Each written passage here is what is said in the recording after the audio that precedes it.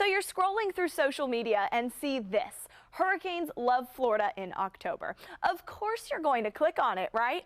Now, with all due respect to our friends at the Florida Times-Union, I thought this might be a good opportunity to verify exactly what this headline means.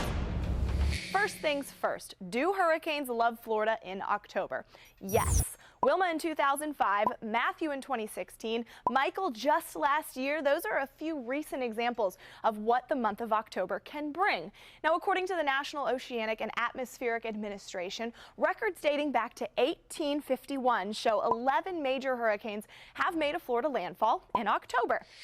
Now let's define the term love. In this instance, the TU article mentions part of it is simply geography, making the Sunshine State more susceptible to hurricanes. Now there's no debating this. Florida dips farther south than any other state, and it's surrounded by water, meaning a storm can make an approach from the Atlantic, the Caribbean, or the Gulf of Mexico.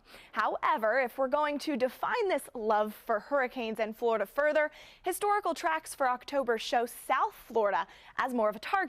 We typically see a dip in activity like we have this season towards late September, early October, but then we get a secondary peak by mid-October. Now this is because our oceans are still very warm, aka there's plenty of fuel to ignite thunderstorms in the tropics, and in addition, fall fronts begin to push across the southeast every 5 to 7 days this time of year, which induce areas of low pressure, meaning the potential for tropical storms or hurricanes are there.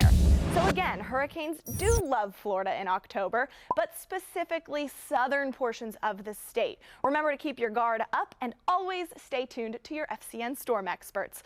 I'm meteorologist Lauren Rautenkranz, First Coast News on your side.